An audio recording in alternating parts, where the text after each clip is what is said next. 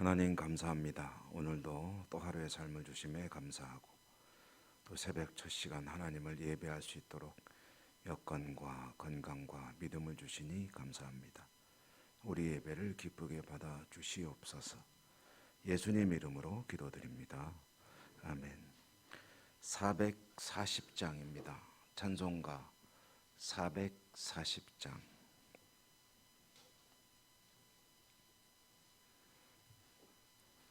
440장, 통일찬송가는 497장.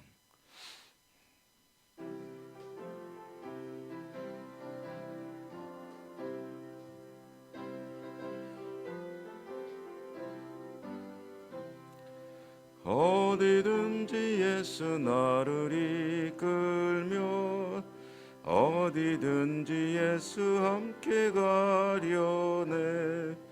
예수 함께하니 가면 나겁고 예수님과 동행하면 겁없네.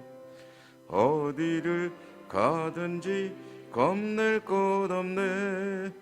어디든지 예수 함께 가려네. 세상 친구 모두 나를 떠나도 주와 동행하면 외로움 없겠네. 가는 길이 위태하고 험해도 어디든지 예수 함께 가려네. 어디를 가든지 겁낼 것 없네. 어디든지 예수 함께 가려네. 어두운 그늘 너를 애워쌀 때에 주가 함께 계심 믿고 자려네. 죽은 후에 천국에서 깨어나 예수 함께 길이 살리라. 어디를 가든지 겁낼 것 없네. 어디든지 예수 함께 가려네.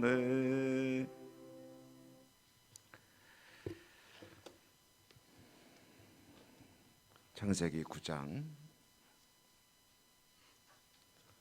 오늘은 18절부터 읽겠습니다. 29절까지. 창세기 18장에서 29절까지 교독합니다. 방주에서 나온 노아의 아들들은 셈과 함과 야벳이며 함은 가나안의 아버지라.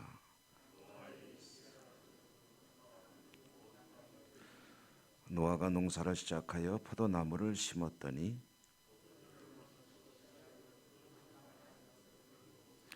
가나안의 아버지 함이 그의 아버지 핫체를 보고 밖으로 나가서 그의 두 형제에게 알림해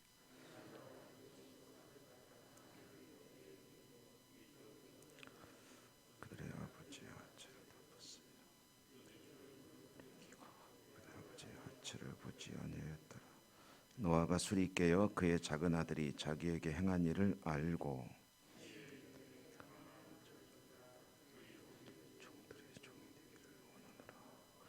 또 이르되 셈의 하나님 여호와를 찬송하리로다. 가나안은 셈의 종이 되고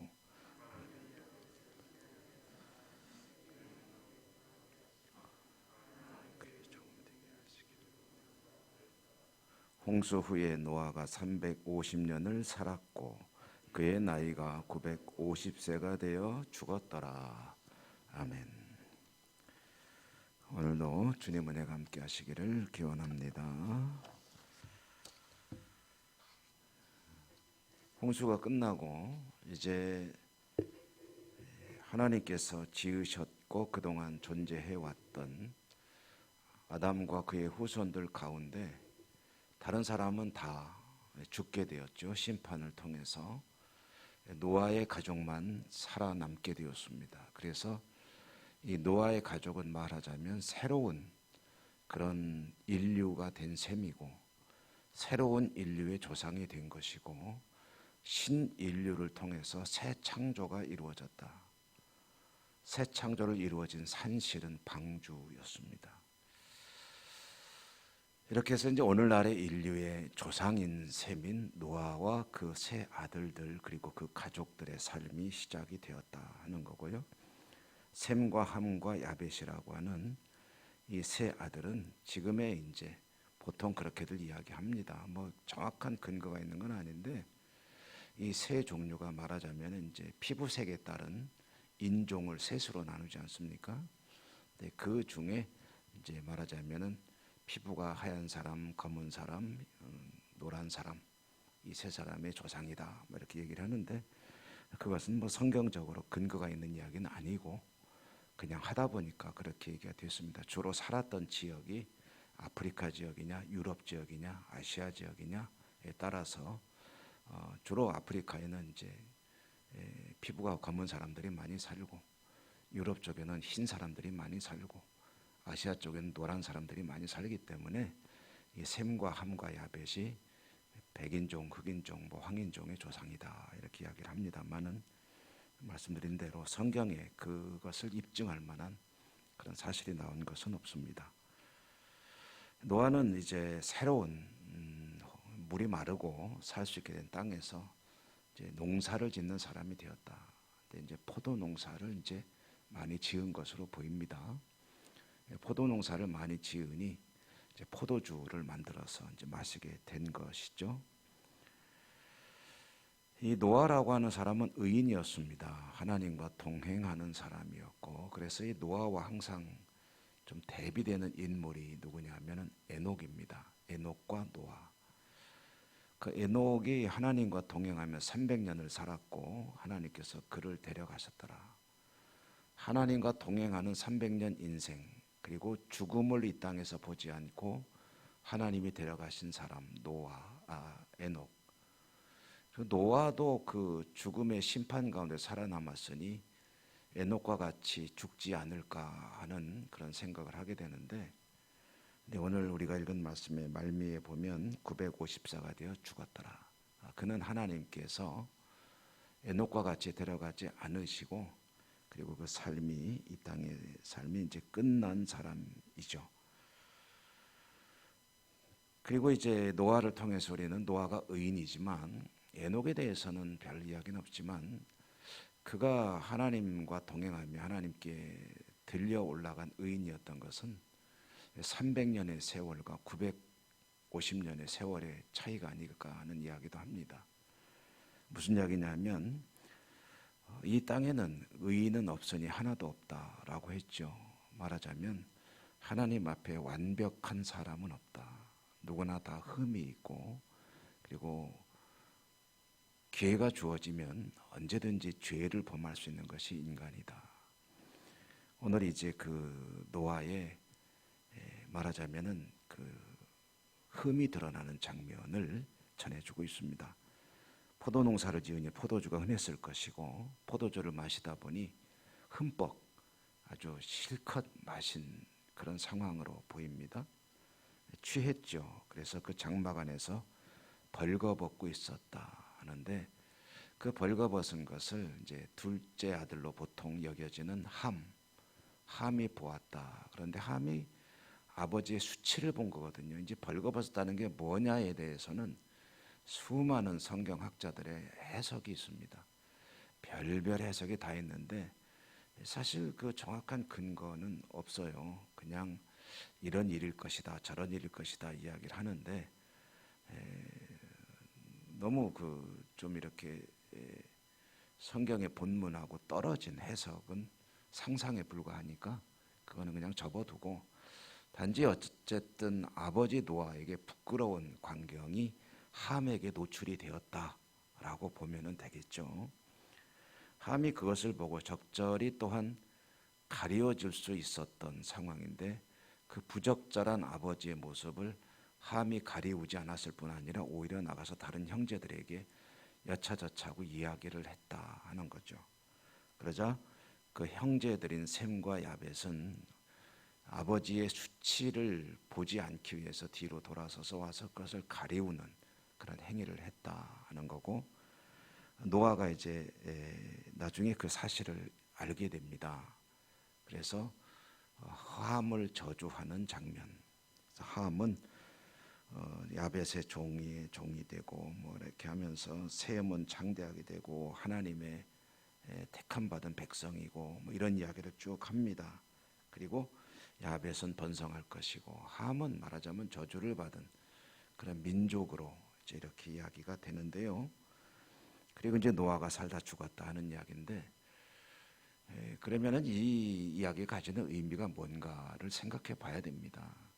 이게 단지 그냥 함이라고 하는 이 종족은 말하자면은 저주받은 민족이냐 하면은 이야기가 단순히 그런 이야기는 아니죠. 오늘 함에 대해서 나오는 성경을 읽어보면은 그 앞에 꼭 붙어 나오는 단어가 하나 있습니다. 뭐냐면 가나안의 아버지라는 단어입니다. 왜 그냥 함이라고 안 하고 가나안의 아버지라고 한 그 꼬리를 항상 달고 나올까 하면은 하고 싶은 이야기는 함이 아니라 가나안이라는 이야기입니다.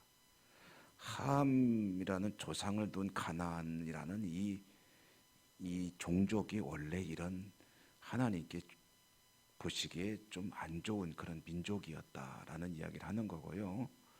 이것은 모세에 의해서 우리는 창세기가 기록되었다고 알고 있지 않습니까? 모세가 창세기를 기록할 때 모세의 가장 큰 관심사는 어디 있습니까? 출애굽해서 가나안 땅에 들어가는 거죠. 그럼 가나안 땅에 들어가게 되면 가나안에 살고 있는 가나안 족속이 있습니다. 가나안 족속들을 그 땅에서 몰아내고 그들은 뭐냐면은 이제 그 당시의 관점으로 보면은 하나님의 택감 받지 못한 죄의 후예들이다. 택함 받은 하나님 백성들은 그들과 교류하면 안 된다. 섞여서 살아가면 안 됩니다. 섞여서 살지 말라는 게 누차 말씀드리지만 핏줄의 문제도 아니고 사람 인간에 대한 근본적인 차별의 문제가 아니라 영적인 문제라고 말씀드렸죠. 그래서 죄에 물들어 있는 종족들과 가까이 하게 되면은 그러면 하나님의 백성들이 혼탁해지게 되고 타락하게 되고 하니 이길 힘이 없습니다. 하나님은 그걸 아시는 거죠. 그러므로 그들을 진멸하라. 이 말은 뭐냐면 악은 모든 모양으로도 버리라는 신약의 말씀과 같은 이야기입니다. 죄를 이길 수 없으니 죄와 처음부터 아예 단절된 삶을 살아야 된다. 죄와 부딪혀서 이길 수 있는 인간은 없다는 거죠. 한 번, 두 번은 견뎌낼지 모르겠지만 결국은 우리 속담에는 10번 찍어 넘어가지 않는 나무가 없다는 것이고, 그리고 중국의 고사성어, 사자성어로 하면 근묵자 흙이다 해가지고 이 시꺼먼 거랑 자꾸 가깝게 지내다 보면 자기도 묻을 수밖에 없다. 시조로 보면 까마귀 노는 곳에 백로야 가지 마라. 이거 같은 의미입니다. 까마귀와 백로를 차별하는 게 아니라 검은 것이 묻을 것을 이제 걱정하는 그런 것이죠. 그러므로 가나안 땅에 들어가면 그들을 진멸하라라고 했거든요. 그것은 그들의 유산, 문화와 삶의 어떤 유산들은 아예 손도 대지 마라. 이것은 이 죄의 어떤 가능성을 아예 사전에 차단하기를 원하시는 하나님의 마음입니다. 모세가 이걸 기록하면서 관심을 가진 건 가나안이죠. 근데 이 가나안이라고 하는 이 민족이 어떤 민족이고 어떻게 되느냐? 노아의 홍수 이래 처음부터 이런 죄를 지은 죄의 뿌리를 가진 민족이고 지금도 그렇게 살아가고 있지 않느냐. 지금은 만약 다르다면 얘기가 다른 얘기가 되죠. 이것은 또 그런 이야기도 됩니다. 무슨 핏줄의 문제나 죄의 유전의 문제가 아닙니다. 처음에도 그랬는데 지금도 그렇다는 거죠. 그런 가나안 민족을 철저히 몰아내고 차단하고 그 땅에 하나님의 나라를 이루어야 하는 민족이 이스라엘입니다. 그런 관점에서 쓰다 보니까 관심은 가나안에게 있는 것이죠. 그러므로 이 이야기는 무슨 저주받은 핏줄이 있다 그런 이야기가 아니고 죄에 물들어 있는 죄악된 세상과 하나님의 백성들이 단절해야 한다. 그 이야기를 들려주는 거죠. 여러분, 우리가 살아가면서 어떻게 하면 조금이라도 하나님 앞에 거룩한 백성으로 사느냐 하는 것이 사실 우리의 삶의 가장 중요한 주제가 아니겠습니까? 그렇지만 사실 자주 실패하죠. 지나놓고 보면 하나님 앞에 송구스럽고 죄송스러운 일들이 너무나도 많고, 오늘도 살아가면서 실수하고 죄짓고 속으로 마음으로 죄짓고 드러나게 죄짓고 하는 삶을 살 수밖에 없는 것이 우리 연약함인데, 할 수 있는 최선을 다해서 죄를 물리치고 죄와 거리를 두고 살아가는 것이 우리의 인생을 성공하느냐 아니냐 이 여부를 판가름하게 될 것입니다. 죄는 이기는 것이 아니라 피하는 것이고, 그리고 어떻게든 극복해내야만 하는 대상입니다. 오늘도 승리하시는 복된 하루가 되시기를 주님 이름으로 축원합니다. 은혜로우신 하나님 감사합니다.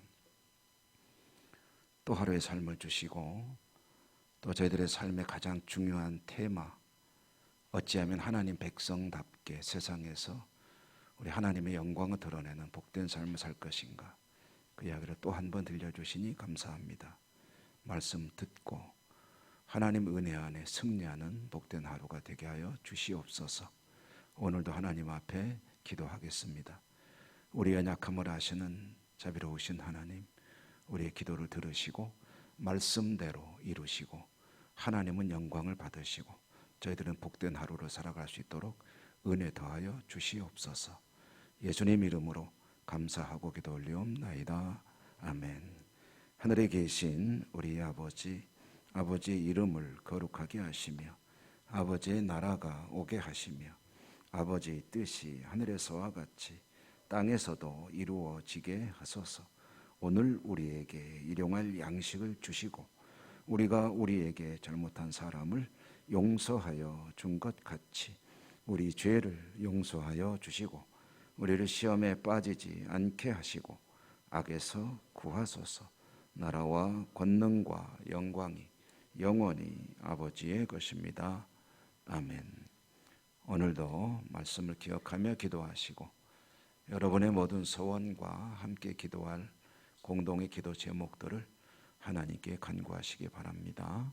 코로나19 지구촌의 평화, 그리고 또 아픈 분들을 위한 기도, 해외 선교지, 우리 교회와 우리 이 사회, 이 조국의 회복과 번영과 발전을 위해서 기도하시고, 또 우리 교회 학교, 우리 또 어른들이 많으시죠. 건강을 위해서도 기도해 주시기 바랍니다. 다 같이 주여 한번 힘차게 부르고 하나님께 기도하겠습니다. 주여